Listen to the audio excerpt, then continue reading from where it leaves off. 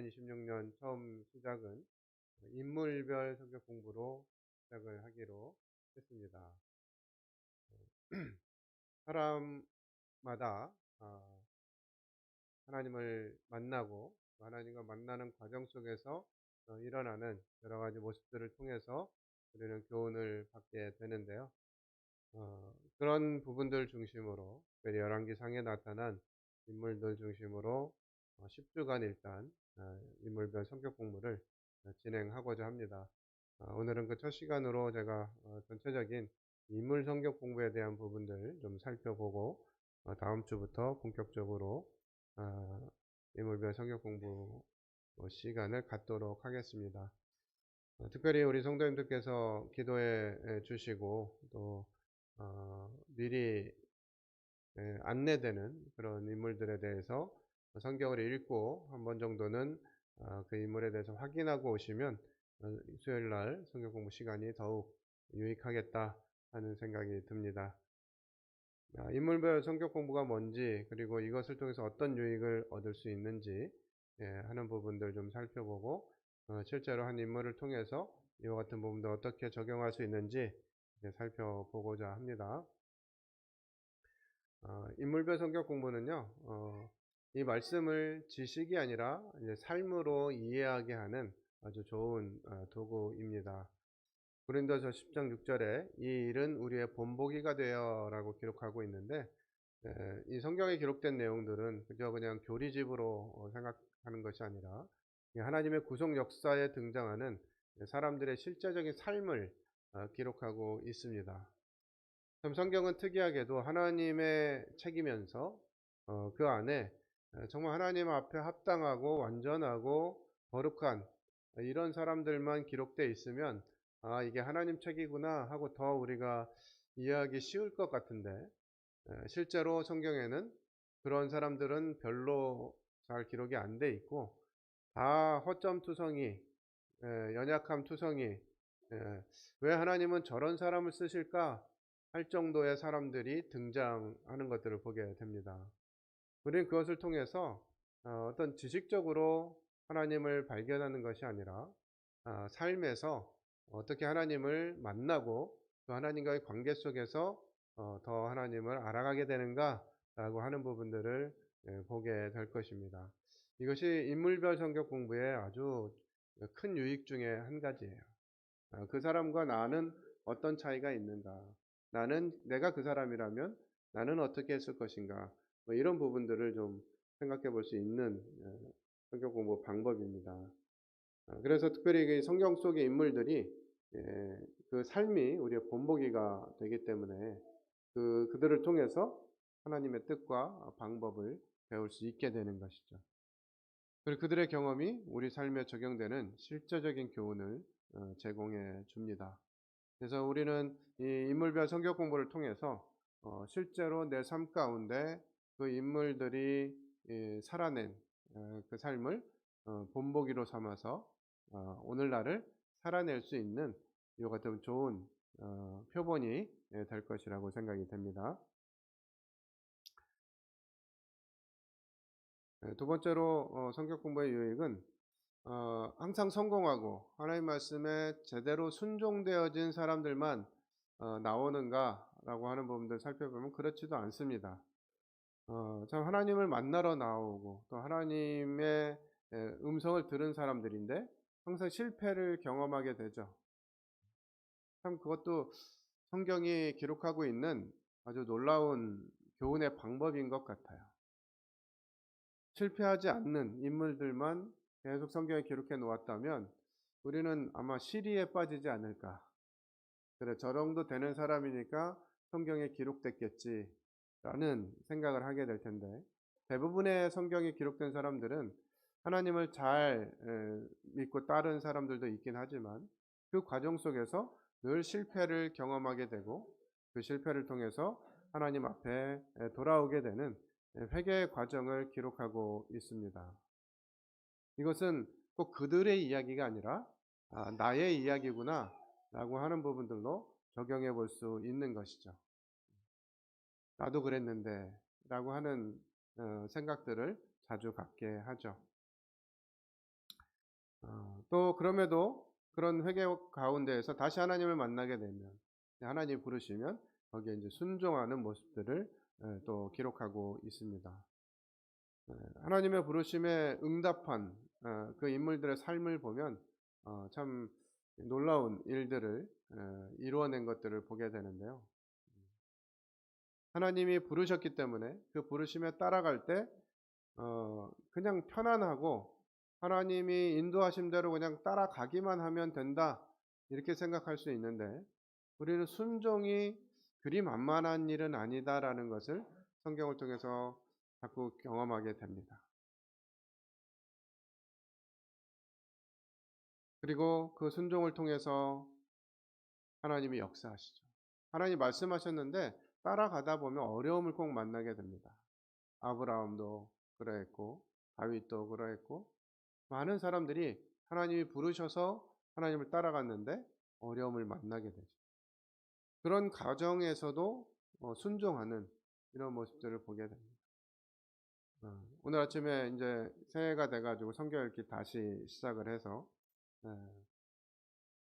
창세기를 쭉 읽어 갔는데, 오늘 묵상한 내용 중에서는 아브라함이 이삭을 제단에 바치는 이런 장면을 읽으면서 어떻게 저렇게 할 수 있을까라는 생각들을 해보게 됩니다. 100세, 그것도 뭐 젊어서 낳은 아들도 아니고 여러 아들이 있는 것도 아니고 100세에 낳은 아들을 하나님이 제물로 바쳐라, 이렇게 말씀하셨는데, 이거를 주저하지 않고 그 길을 간다? 좀 아브라함이니까 그랬나 하는 생각이 들어요. 만약에 저한테 너 아들 둘이니까 하나는 제물로 바쳐라 이렇게 말씀하신다면 쉽지 않았을 것 같아요. 이게 순종하게 될 때 하나님이 약속을 이루시는 이와 같은 부분들을 경험하게 되는 거죠. 불순종하면, 순종하지 않으면 난 못해요 하고 뒤돌아서면 하나님을 경험할 수 없게 되는데, 이해되지 않지만 또 그것이 정말 제대로 된 말씀인가 싶은 생각도 들지만, 그 하나님의 말씀을 순종하게 되면 하나님 역사하시는 이런 모습을 보게 되죠. 그런 중에도 우리는 연약함을 경험합니다. 엘리야가 850대 1의 전투를 승리하고 의기양양하게 바알과 아세라를 섬겼던 그 제사장들을 다 죽게 만들죠. 얼마나 놀라운 승리의 영광이었습니까? 그런데 자기를 죽이겠다고 하는 이세벨의 그 포고에 광야로 나아가서 그늘 같지도 않은 나무 그늘에 누워서 죽음을 청하는 이런 모습도 발견하게 돼요. 그럴 때 또 하나님이 그를 권하시고 깨우시고 음식을 먹이시고 다시 길을 가게 하시는 이와 같은 은혜를 경험하게 되죠. 우리는 하나님의 은혜가 어떠한가라고 하는 것은 우리의 연약함이 많으면 많을수록 하나님의 은혜를 더 경험하게 되는 것 같습니다. 그래서 하나님은 그 연약함을 통해서 그 사람이 아니라 하나님이 어떤 분이신가 하는 것들을 나타내는 것이죠. 때로 이제 현실 세계에서 교회 함께 하다 보면 참 연약함을 많이 가진, 다른 사람이 아니라 저만 해도 그렇습니다. 연약함이 많은데, 그래서 하나님의 은혜를 더 구하게 되는 것 같습니다. 하나님이 함께 하시지 않으면, 하나님이 말씀하시지 않으면 아무것도 할 수가 없죠. 그 연약함 때문에 더욱 하나님을 바라게 되는 것이죠. 이 인물별 성격 공부는 이와 같은 실패와 부르심과 연약함에 대해서 돌이키고 순종하고 하나님의 은혜를 경험하게 되는 이런 내용들이 대부분 기록되어져 있습니다.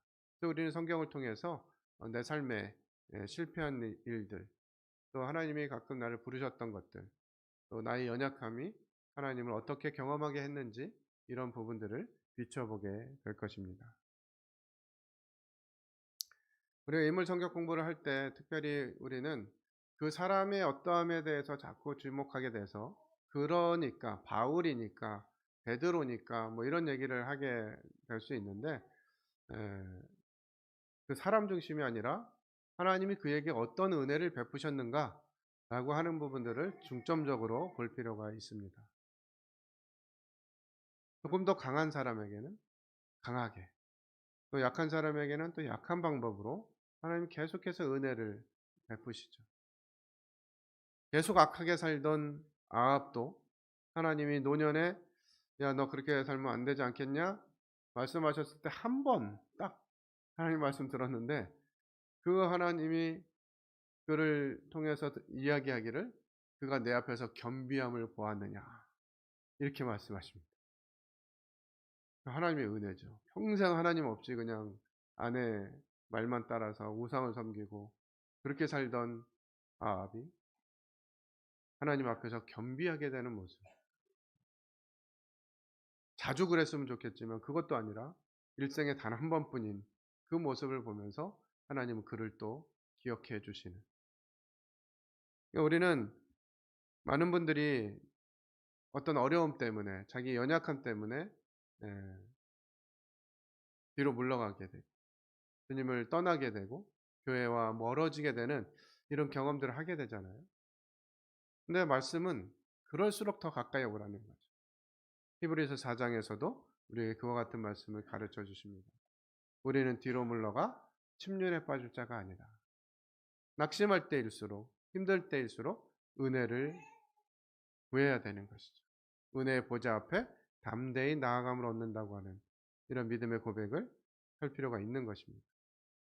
우리는 인물들을 통해서 사람이 아니라 하나님이 어떻게 그 사람을 통해서 일하셨는지 하는 하나님이 하신 일들에 대한 복음의 핵심을 경험하게 됩니다.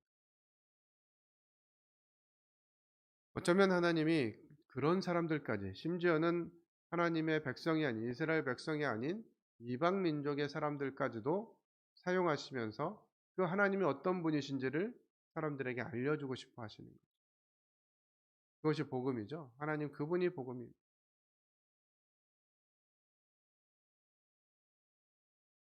그 사람이 연약할수록 그 하나님의 위대함이 나타나게 되고 이 복음의 능력을 드러내게 되는 것들을 보게 됩니다. 그리고 이것들은 그냥 되어지는 것이 아니라 성경이 그분들의 삶을, 하나님 베푸신 은혜와 복음을 지지해주고 있는 것이죠. 성경 로마서 5장 8절에 우리가 아직 죄인 되었을 때 그리스도께서 우리를 위하여 죽으셨다, 이렇게 기록하고 있습니다. 하나님께서 성경에 나온 사람들의 그 삶을 통해서 하나님의 무조건적인 사랑과 은혜를 베푸시는 것들을 우리는 보게 됩니다. 여러분들은 성경 인물 가운데 누구를 좋아하십니까? 각각 성도들마다 나는 누가 좋은데, 난 누구를 기대하고 있는데, 이런 경험들을 하실 겁니다. 이제 단기 선교에 참여하게 되면 이름을 영어로 이렇게 짓거든요. 영어로 질 때마다 가끔 고민을 합니다. 누구를 할까? 그래가지고 데이빗이라고도 했다가 제가 이제 세무를 전공했기 때문에 에, 매튜라고도 했다가 뭐 여러 가지 이름을 쓰게 됩니다. 또 야곱 같은 삶을 사는 것 같아가지고 제이콥이라고도 하기도 하고 여러 가지 이름을 생각해 보게 돼요.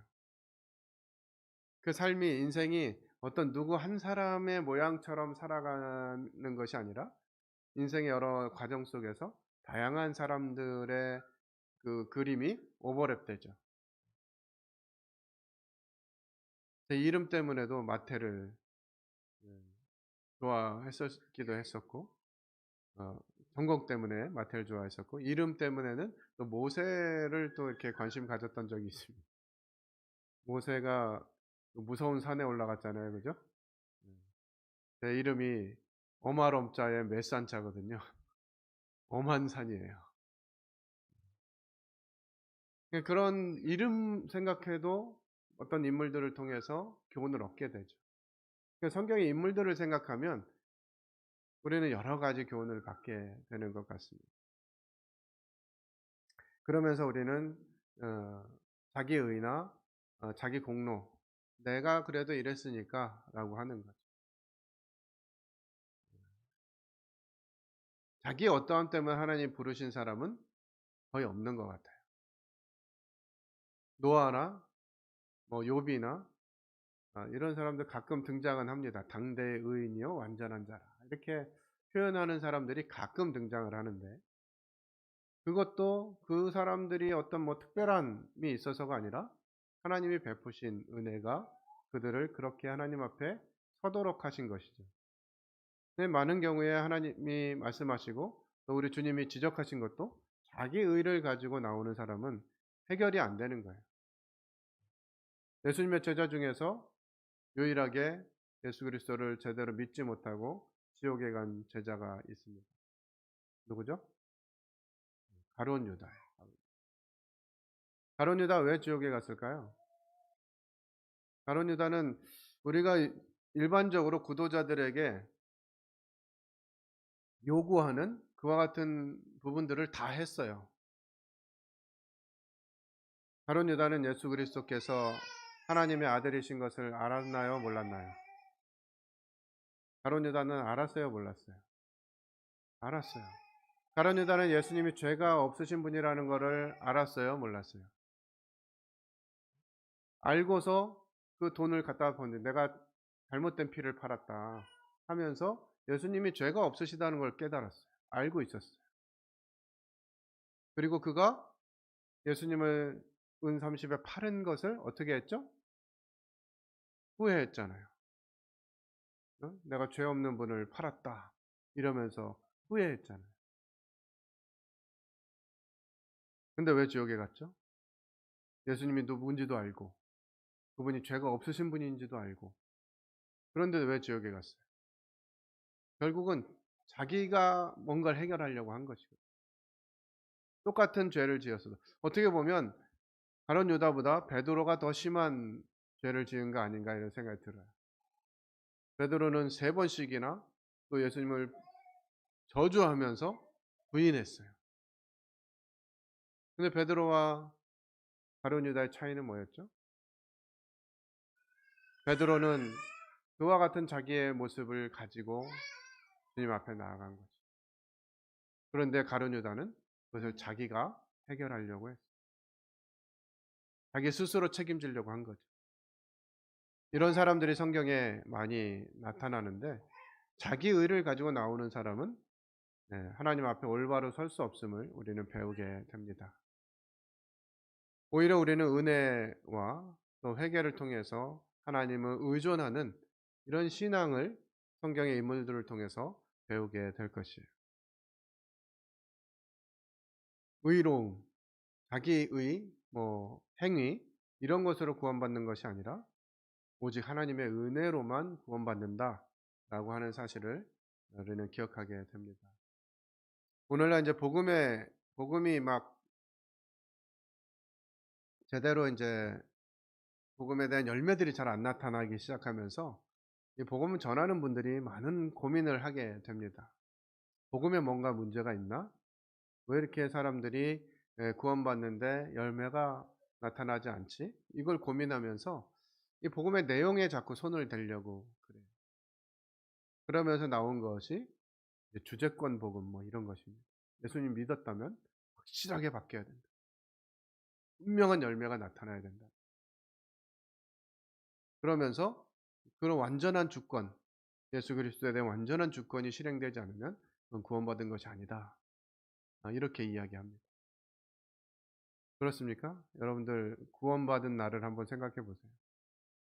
예수 그리스도 그분이 나의 모든 죄를 용서하셨다는 사실, 그분이 이루신 분명한 약속, 그것에 감동해서 믿음으로 구원받았잖아요. 그죠?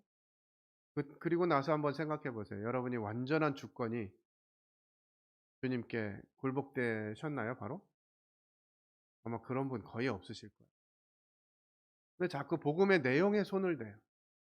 뭔가 사람의 행위를 통해서 그것을 증명해 내려고 합니다.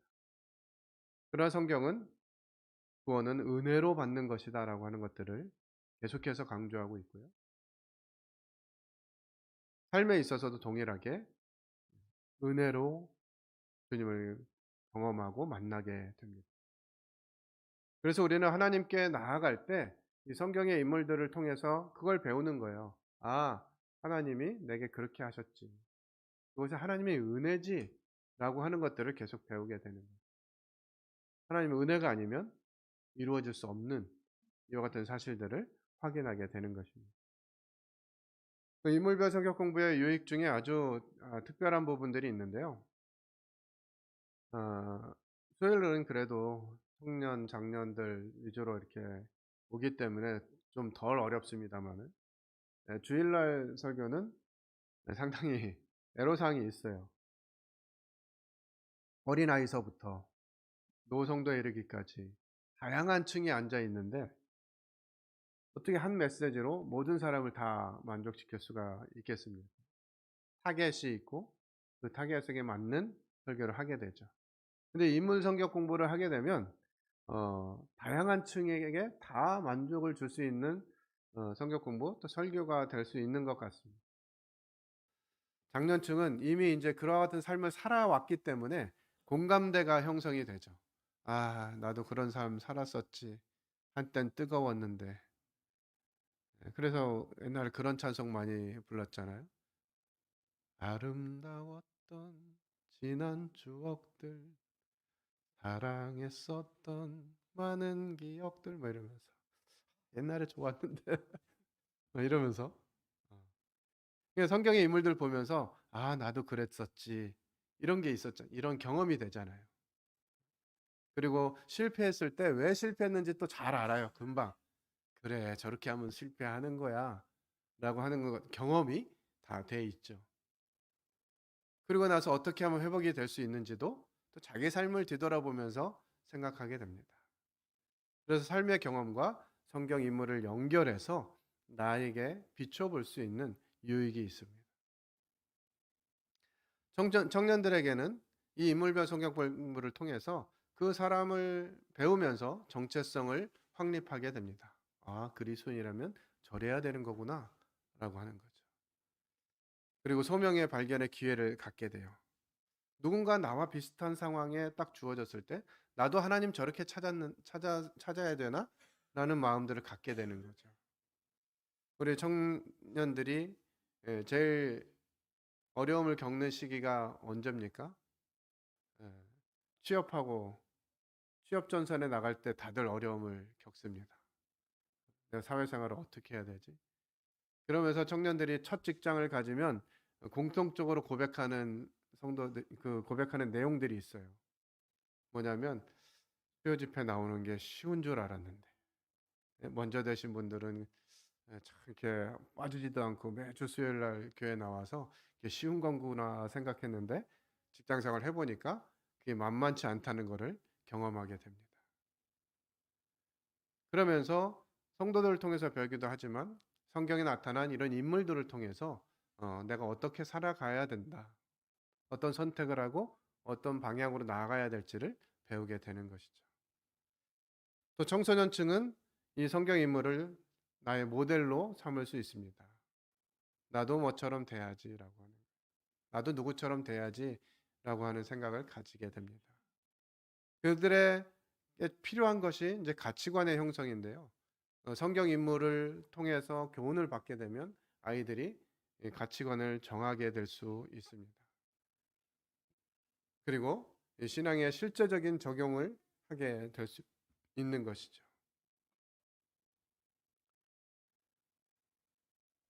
그리고 모든 성도들에게 동일하게 한 인물로 다양한 적용이 가능해요. 똑같은 인물에 대해서 나누었는데 받는 성도들마다 각각 다른 적용을 또 할 수 있는 유익함이 있습니다. 그러기에 청소년부터 또 장년층까지 다 이와 같이 교훈을 받을 수 있어서 어 세대 간의 소통을 또 이끌어내는 방법이기도 해요. 사실 어떤 주제를 가지고 이야기할 때 지금 우리 그룹 교제 때 학생들도 같이 참여하고 있습니다만 학생들과 노성도들이 동일한 질문을 가지고 교제하기 만만치 않잖아요. 그런데 인물별 성격 공부는 그게 가능해지는 것 같습니다. 우리 방학 기간이기도 하니까 우리 청소년 자녀를 둔 부모들께서는 청소년들도 수요 집회에 와서 이 인물별 성경 공부를 통해서 교훈을 받을 수 있도록 좀 안내를 하면 좋을 것 같습니다. 그래서 이 인물별 성경 공부는 모든 공동체의 모든 분들에게 유익을 줄 것이다라고 하는 것입니다. 샘플로 오늘 베드로를 생각해 보고자 합니다. 베드로는 예수님의 제자 중에서 가장 대표적인 인물이죠. 근데 그의 많은 삶에서 실패를 보여주고요. 실패하고 끝. 실패했으니까 이제 더 이상 등장하지 않는 이런 것이 아니라 실패를 했지만 계속해서 회복되어지고 그러면서 예수 그리스도께 붙잡히게 되는 이와 같은 과정들을 기록해 주고 있습니다. 그의 이야기에는 누가복음과 마태복음, 요한복음을 통해서 부르심과 실패, 회복의 과정을 다루고 있어요. 베드로의 삶은 세 단계로 나눌 수 있는데요. 부르심과 실패와 회복입니다. 누가복음 5장에서 충동적인 어부에서 제자로 부르심을 받는 장면이 나타나게 되고요. 마태복음 26장에 자신감 넘치던 제자가 주님을 부인하는 이런 장면이 기록되어져 있습니다. 요한복음 21장에는 이제 실패 후에 주님과의 대화를 통해서 회복되는 이런 과정이 기록되어져 있죠. 베드로의 실패를 한번 볼까요? 처음에는 자신감이 있었어요. 다 버려도 나는 버리지 않겠습니다 하면서 다른 제자들보다 자신이 더 낫다고 하는 자기 확신에 찬 모습이 있었죠. 그 얘기를 들은 그 옆에 있던 한 제자 도마도 똑같이 비슷하게 이야기합니다. 우리도 주와 함께 죽으러 가자. 이렇게 제자들 대단하죠. 그래도 3년 반 동안 예수님 따라다니면서 이분이 보통 분이 아니라는 것은 알았던 것 같아요. 그래서 그분 앞에서 이렇게 담대하게 자신감을 가지고 이야기했는데 어떤 위기가 오죠? 예수님이 체포되게 됩니다. 굉장히 당황하고 혼란스러웠을 것 같아요. 그분이 자신들의 왕이 되실 것이고 그분이 자신들을 구속하고 이 어려운 상황에서 건져낼 것이라고 생각했는데 예, 주님 붙잡히시고 너도 그 제자다 이렇게 얘기하니까 거절하면서 부인합니다. 예수님을 3번이나 부인하고 베드로가 가장 먼저 가장 강하게 부인을 하죠. 맹세까지 하면서 모른다고 합니다. 그러니까 위기 앞에 우리의 믿음이 검증되는데 자주 무너지는 것들을 경험해요. 너 이래도 나를 믿고 따라올래? 예, 하시는 주님의 인도하심을 보게 되는데 그럴 때 우리는 자주 넘어지는 것들을 경험하게 됩니다. 그리고 닭이 울었을 때 그는 예수님과 눈이 마주치면서 자신을 보게 되고 밖에 나가서 심히 통곡합니다. 자신을 과신하는 이 신앙의 위험을 깨달은 거죠. 내가 그렇게 주님께 다짐했는데 내 다짐 별거 아니었구나. 난 아무것도 아니구나 하는 것들을 깨닫게 되면서 이 실패를 통해서 오히려 베드로는 자신이 어떠한 존재인지를 경험하게 되는 것 같습니다. 그런 베드로가 그냥 끝나는 것이 아니라 회복되죠. 부활 후에 예수님을 갈릴리 바다에서 다시 만납니다. 주님이 물으시죠? 네가 나를 사랑하느냐? 아마 이 질문은 베드로에게 또 모든 많은 성도들에게 참 심금을 울리는 질문인 것 같아요. 네가 나를 사랑하느냐? 베드로는 많이 달라졌죠. 아니 내가 주님 사랑하지 않으면 누가 사랑해요? 라고 했을 법했던 베드로인데 내가 주를 사랑하는 줄 주께서 아십니다. 이렇게 대답합니다. 3번이나 반복해서 물으세요. 그러면서 내 양을 먹여라. 내 양을 쳐라. 내 양을 먹이라. 3번이나 반복해서 말씀하십니다. 이 포인트는 뭐냐? 이 베드로의 삶을 통해서 우리가 배울 수 있는 것은 실패가 끝이 아니라는 거예요. 주님이 말씀하셨을 때 새로운 삶이 시작된다라고 하는 거죠. 그래서 우리는 인물들을 통해서 주님이 뭐라고 말씀하시는지를 배우는 거예요. 어부 베드로를 부르신 그 부르심에 순종하고 결단합니다. 그리고 예수님의 제자가 되죠. 좀 놀라운 하나님의 방법이에요. 그냥 갈릴리 어부로 거기서 잔뼈가 굵은 사람이기 때문에 그냥 거기서 먹고 사는데 지장이 없었을 것입니다. 그런데 어느 날 하루 고기를 잡지 못하고 밤이 맞도록 수고해도 고기를 잡지 못했는데 예수님이 오셔서 그물을 던지라고 했을 때 순종하니까 정말 들 수 없을 만큼 고기를 잡게 됩니다. 인생의 모습, 인간으로서 내가 가진 이런 것들을 내려놓게 하시는 하나님의 부르심. 거기에 순종하는 모습을 통해서 이제 사람을 낚는 어부가 되게 하시죠. 그럴 때 베드로는 모든 것을 버려두고 주님을 따르게 됩니다. 그냥 바다에서 어부 생활하면서 먹고 살 법했던 그런 베드로가 아, 하나님의 부르심 가운데 순종하고 하나님의 도구가 되어지는 이런 과정들이 성경에 기록되어져 있습니다. 이제 다음 주부터 형제님들이 이와 같은 인물 설교를 해 나가게 될 텐데요. 좀 생각해 보면 그냥 단순한 사건을 나열하는 그런 것이 아니라 영적인 변화의 흐름을 잘 잡아주면 좋을 것 같습니다. 부르시고 시험하시고 그때 실패하거나 성숙하는 과정들을 통해서 하나님의 뜻을 이루는 이와 같은 일맥상통하는 흐름들이 인물들에게 있다고 하는 것이고요. 반드시 그리스도 중심으로 마무리를 하면 좋을 것 같습니다. 구약이기 때문에 그리스도로 연결한다는 것이 만만치 않을 수 있는데 이 인물 선교를 통해서 도덕주의로 빠질 수 있어요. 이렇게 살자 이렇게 하는 거죠. 제가 교파학교에 있을 때도 아주 싫어하는 설교 중에 그런 설교들이었어요. 그런 사람이 됩시다. 이런 사람이 됩시다. 이런 게 이게 도덕주의인데요. 뭐 막연하죠, 막연. 분명한 목표도 없고 그냥 좋은 사람이 됩시다. 성실한 사람이 됩시다. 착한 사람이 됩시다. 이렇게 끝나버리면 유익이 줄어들게 되는 것이죠. 그래서 그 사람을 통해서 드러난 하나님의 은혜가 무엇인가 하는 부분들을 볼 필요가 있죠. 요한복음 5장 29절에 모든 성경은 내게 대하여 증언하는 것이다 이렇게 했기 때문에 우리는 그 성경의 인물들을 통해서 예수님을 필요로 한 존재이거나 예수님을 예표하거나 예수님께로 인도하는 역할을 한 이런 사람들인 것들을 배우게 될 것입니다. 말씀 전하시는 분들도 이와 같은 부분들을 참고하시면 좋을 것 같습니다. 그룹 교제 질문.